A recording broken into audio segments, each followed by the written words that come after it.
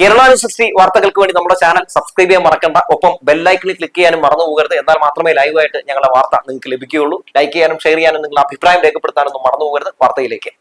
Reporter ചാനലിൽ തനിക്ക് നേരിടേണ്ടി വന്ന ദുരനുഭവം തുറന്നു പറഞ്ഞുകൊണ്ട് അഞ്ജന എന്ന് പറയുന്ന മാധ്യമ പ്രവർത്തക രാജിവെച്ചിറങ്ങുന്ന കാഴ്ചയൊക്കെ നമ്മൾ കണ്ടു. ശേഷം തനിക്കുണ്ടായ ദുരനുഭവമൊക്കെ സമൂഹ മാധ്യമങ്ങളിൽ അഞ്ജന വളരെ വ്യക്തമായി തന്നെ എഴുതുന്നതും നമ്മൾ കണ്ടതാണ്.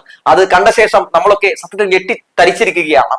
ഫൈറ്റ് ഫോർ ജസ്റ്റിസ് എന്ന് പറയുന്ന അവരുടെ ആ വാചകം, ആ പ്രമോയിലെ ആ വാചകം, അത് നടപ്പിലാക്കേണ്ടത് തൊഴിലിടങ്ങളിലാണ് എന്ന് പറയുന്നത് അവിടുത്തെ തന്നെ അവിടുന്ന് രാജിവെച്ച മാധ്യമ പ്രവർത്തകയാണ്. എന്തായാലും അഞ്ജനയുടെ ആ ഒരു പ്രതികരണം, അഞ്ജനയുടെ ആ വെളിപ്പെടുത്തൽ, ആ ധീരതയ്ക്കൊക്കെ വലിയ കയ്യടി കിട്ടിക്കൊണ്ടിരിക്കുകയാണ്. പല ആളുകളും ഒക്കെ പിന്തുണച്ചുകൊണ്ട് രംഗത്തേക്ക് വരുന്ന സാഹചര്യമൊക്കെ കണ്ടു. ആ വിഷയത്തിൽ പല ആളുകളും തങ്ങളുടേതായിട്ടുള്ള അഭിപ്രായങ്ങൾ രേഖപ്പെടുത്തുന്ന കാഴ്ചയൊക്കെ കണ്ടു. ഇതിനോടൊപ്പം തന്നെ നിരവധി ആളുകളൊക്കെ ആ സ്ഥാപനത്തിൽ നിന്ന് രാജിവെച്ചിട്ടുണ്ട് എന്നുള്ള കാര്യമൊക്കെ നമുക്ക് അറിയാവുന്ന ഒരു കാര്യമാണ്. എന്തായാലും അഞ്ജനയുടെ ആ പ്രതികരണം ഷെയർ ചെയ്തുകൊണ്ട്, അഞ്ജനയുടെ ആ വെളിപ്പെടുത്തൽ ഷെയർ ചെയ്തുകൊണ്ട് പി ദിവ്യ ഫേസ്ബുക്കിൽ എഴുതിയ ആ ഒരു തന്റെ നിലപാട്, തന്റെ പിന്തുണ ഞാനൊന്ന് വായിച്ച ശേഷം എന്തായാലും അഞ്ജന അനിൽകുമാറിലേക്ക് നമുക്കൊന്ന് പോകാം. ഇങ്ങനെയാണ് പി ദിവ്യ പറയുന്നത്. നീതി നിഷേധം, അവകാശ നിഷേധം, തൊഴിലിടത്തെ മാനസിക പീഡനം കൊണ്ട് റിപ്പോർട്ടർ ടിവിയിൽ നിന്നും ഒരു പെൺകുട്ടി രാജിവെച്ചിരിക്കുന്നു. ബ്രേക്കിംഗ് ന്യൂസ് ഇല്ല, ചർച്ചകളില്ല, ലൈവ് ഇല്ല, പോകുന്നവർ പൊയ്ക്കോട്ടെ എന്ന് മാത്രം. അഞ്ജലി അനിൽകുമാർ തന്റെ ഫേസ്ബുക്ക് പോസ്റ്റിലൂടെ പറഞ്ഞ കാര്യങ്ങൾ പലതവണ വായിച്ചു. ചാനൽ റേറ്റിംഗിന് വേണ്ടി എന്ത് തെമ്മാടിത്തരം വിളിച്ചു പറയുന്ന സഹപ്രവർത്തകനെ വിഷപ്പാമ്പെന്നാണ് അഞ്ജലി പറഞ്ഞത്. റിപ്പോർട്ടറിലെ വിഷപ്പാമ്പ് നമുക്ക് സുപരിചിതനായ ആളായതുകൊണ്ട് പേരില്ലെങ്കിലും ആ റാങ്ക് ഉള്ളയാളെ നാട്ടുകാർക്ക് അറിയാം, അതിവേഗം തിരിച്ചറിയാം. ബ്ലാക്ക്മെയിൽ ചെയ്തും ഇല്ലാ കഥകൾ ഉണ്ടാക്കിയും വിഹരിക്കുന്ന ഈ പാമ്പിന്റെ കാര്യം കഷ്ടം. സഹപ്രവർത്തകർ തന്നെ വടിയെടുക്കാൻ തുടങ്ങി. പ്രധാനപ്പെട്ട ഒരു മാധ്യമ പ്രവർത്തക തൊഴിലിടത്തെ അവകാശ നിഷേധത്തെയാണ് ഇവിടെ സൂചിപ്പിച്ചത്. ചികിത്സ പോലും നിഷേധിക്കപ്പെടുന്ന മനുഷ്യത്വരഹിതമായ സമീപനം. ഒരു കേസ് എടുക്കാനുള്ള വകുപ്പുണ്ട്, ആരെടുക്കാൻ? ചാനൽ ഏമാന്മാരെ ഭയന്ന് ജീവിക്കേണ്ട കാലമാണല്ലോ. ആർക്കെതിരെ കേസെടുക്കണം, ജയിലിൽ കിടത്തണം എന്നൊക്കെ നിശ്ചയിക്കുന്ന സമാന്തര കോടതിയായി ഇവരെ നമ്മൾ തന്നെയാണ് വളർത്തിയത്. കഷ്ടം. ഉള്ള കാര്യം തുറന്നു പറഞ്ഞതിന് അഞ്ജലി വേട്ടയാടപ്പെടും. എങ്കിലും സഹോദരി, അനീതിക്കെതിരെ ശബ്ദം ഉയർത്തുമ്പോഴാണ് നമ്മളാകുന്നത്. എല്ലാവിധ ഐക്യദാർഢ്യവും എന്നാണ് പി ദിവ്യ ഫേസ്ബുക്കിൽ കുറിച്ചത്. ഇനി ഞാൻ എന്തായാലും അഞ്ജന അനിൽകുമാർ ഫേസ്ബുക്കിൽ കുറിച്ച ആ ഒരു കുറിപ്പ് കൂടി വായിക്കാം. ചില യാത്രകൾ അപ്രതീക്ഷിതമായി അവസാനിക്കും. അതുപോലെ ഒന്നാണ് ഇതും. കഴിഞ്ഞ 1.5 വർഷത്തിലധികമായി റിപ്പോർട്ടർ ടിവിയുടെ ഭാഗമായിരുന്നു. ഇവിടെ നിന്നും ഇറങ്ങുന്നു. ഹെൽത്ത് ഈസ് വെൽത്ത് എന്നാണല്ലോ. അതിലും വലുതായി മറ്റൊന്നുമില്ല. 1 മാസം മുമ്പ് കോട്ടയത്തെ റിപ്പോർട്ടർ ടിവിയുടെ ഓഫീസിൽ തെന്നി വീഴുകയും അതുമൂലം വലതു കൈക്ക് 2 ഒടിവുണ്ടാവുകയും ചെയ്തു. കൈ ഒടിഞ്ഞതല്ലേ ഉള്ളൂ, വേറെ കുഴപ്പമൊന്നുമില്ലല്ലോ എന്നായിരുന്നു ചാനൽ തലപ്പത്തുള്ള ഒരു പ്രമുഖന്റെ മറുപടി. അതുകൊണ്ട് തന്നെ പ്ലാസ്റ്റർ ഇട്ട കൈയുമായി ജോലിക്ക് കയറാൻ നിർബന്ധിതയായി. റെസ്റ്റ് ഇല്ലാത്ത ഓട്ടം കാരണം പ്ലാസ്റ്ററിൽ ഒതുങ്ങേണ്ടിയിരുന്നത് സർജറിയിലെത്തി.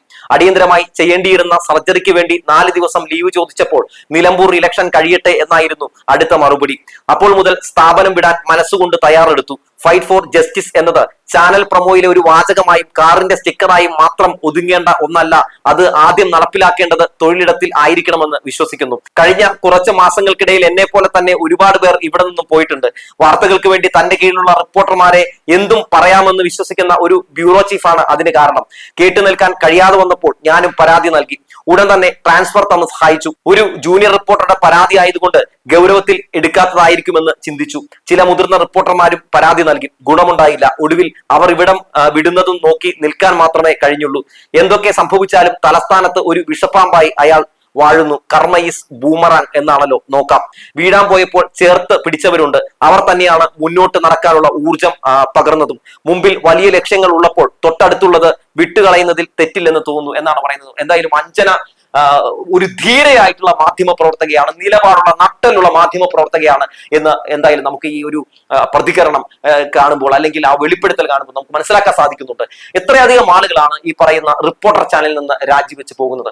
പക്ഷെ രാജിവെച്ച് പോകുന്ന പല ആളുകൾക്കും തങ്ങൾക്കുണ്ടായിട്ടുള്ള ദുരനുഭവം തുറന്നു പറയാൻ ഇപ്പോഴും ഭയമാണ്. പക്ഷെ അവിടെയാണ് അഞ്ജന അനിൽകുമാർ എന്ന് പറയുന്ന മാധ്യമ പ്രവർത്തക തന്റെ വ്യക്തിത്വം, തന്റെ ഒരു ധൈര്യം തുറന്ന് കാണിച്ചുകൊണ്ട് ഇത്തരത്തിൽ റിപ്പോർട്ടർ ചാനലിൽ തനിക്ക് ഉണ്ടായ ദുരനുഭവം വിളിച്ചു പറഞ്ഞിരിക്കുന്നത്. ഒരു മാധ്യമ പ്രവർത്തക എങ്ങനെയാകണം, അല്ലെങ്കിൽ ഒരു മാധ്യമ പ്രവർത്തക എന്തൊക്കെ ക്വാളിറ്റിയാണ് വേണ്ടതെന്ന് ചോദിച്ചാൽ ധൈര്യമായി പറയാം, ഇപ്പോൾ അഞ്ജന കാണിച്ച ഈ ഒരു ക്വാളിറ്റി തന്നെയാണ് വേണ്ടതെന്ന്. കാരണം സ്വാഭാവികമായും ഞാനും ഈ പറയുന്ന എല്ലാ നമ്മൾ പല മാധ്യമ പ്രവർത്തകരും ഒക്കെ ചെയ്യുന്നത് ഒരു പണിയാണെങ്കിൽ പോലും നമ്മുടെ തൊഴിലിടത്തിൽ നമുക്ക് ഏതെങ്കിലും രീതിയിലുള്ള ദുരനുഭവം ഉണ്ടായിട്ടുണ്ടെങ്കിൽ പോടാ പുല്ലേ എന്ന് പറയാനുള്ള ആർജവം അത് നമുക്ക് ഉണ്ടാകണം. അല്ലാതെ അതൊക്കെ സഹിച്ച് നമ്മൾ ആ ഇടങ്ങളിൽ ആ തൊഴിലിടത്ത് നമ്മൾ കഴിയുകയല്ല വേണ്ടത് എന്ന് പറഞ്ഞു വെക്കുകയാണ്. ഒപ്പം മാധ്യമ പ്രവർത്തകരിൽ പല ആളുകളും ഒക്കെ അനുഭവിക്കുന്ന ഒരുപാട് ദുരനുഭവങ്ങളൊക്കെ പൊതുവെ ഞാൻ തന്നെ നേരിട്ട് ഒരുപാട് കണ്ടിട്ടുള്ളതാണ്.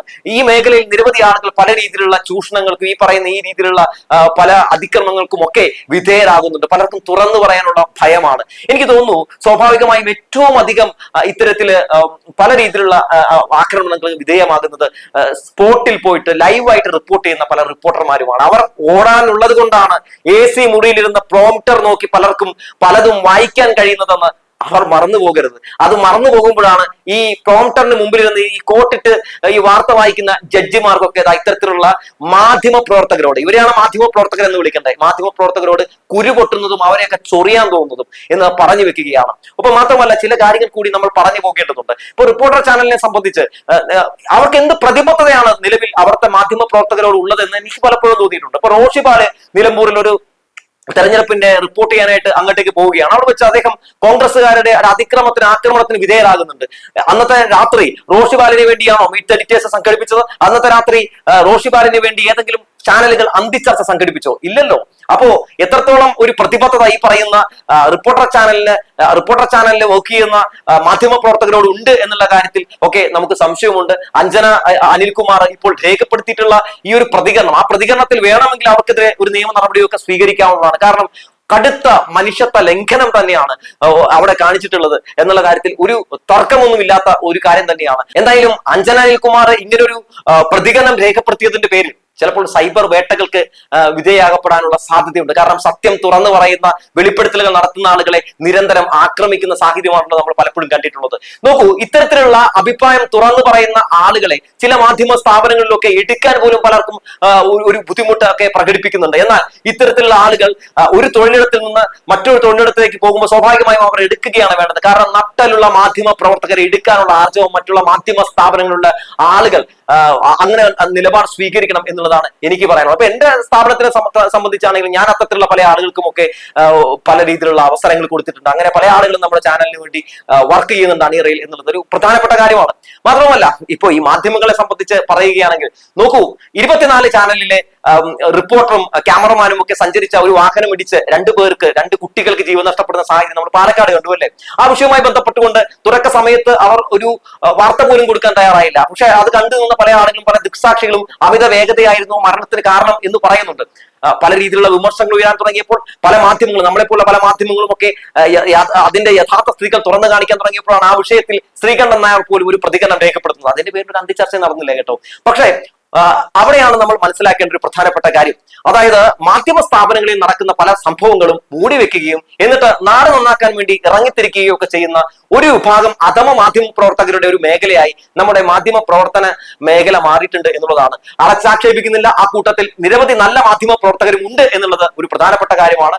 അത്തരം ആളുകളൊക്കെ ഇത്തരം സന്ദർഭങ്ങളിൽ തങ്ങളുടേതായിട്ടുള്ള നിലപാടുകൾ പറഞ്ഞുകൊണ്ട് തങ്ങൾക്ക് അധാർമിക മാധ്യമ പ്രവർത്തനം വഴങ്ങില്ല എന്ന് കാണിച്ചു കൊടുത്തുകൊണ്ട് അവിടെ നിറങ്ങിയ നിരവധി ആളുകൾ ഉണ്ട് എന്നുള്ളതും പ്രധാനപ്പെട്ട കാര്യമാണ്. അതിനിടയിൽ ഇത്തരത്തിലുള്ള ഒരുപാട് മാധ്യമ പ്രവർത്തകർ അനുഭവിക്കേണ്ടി വരുന്ന മാനസിക സംഘർഷങ്ങൾ അത് വളരെ വളരെ വലുതാണ് എന്നുള്ള കാര്യവും മാറ്റി നിർത്തുന്നില്ല. അത്തരം ആളുകളെ മാധ്യമ രംഗത്ത് ഇത്തരത്തിൽ മാനസിക സംഘർഷങ്ങൾ നേരിടുന്ന ഇത്തരത്തിലുള്ള പല ക്രൂരതകൾ നേരിടുന്ന ആളുകൾക്ക് ഒരു നീതി ലഭ്യമാക്കേണ്ടതുണ്ട് എന്നുള്ള കാര്യം കൂടി പറഞ്ഞു വെക്കുകയാണ്.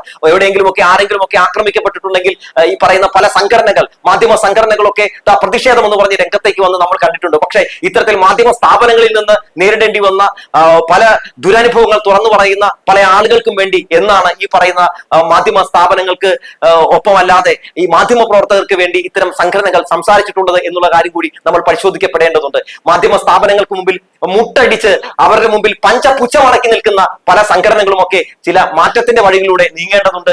പല മാധ്യമ അസോസിയേഷനുകളാണെങ്കിലും സംഘടനകളും ഒക്കെ ആണെങ്കിലും പ്രവർത്തിക്കേണ്ടത് മാധ്യമ പ്രവർത്തകർക്ക് വേണ്ടിയാണ്, മാധ്യമ സ്ഥാപനത്തിന് വേണ്ടിയല്ല എന്ന തിരിച്ചറിവ് അവർക്കും ഉണ്ടാകേണ്ടതുണ്ട് എന്ന് പറഞ്ഞു വെച്ചുകൊണ്ട് നിർത്തുകയാണ്.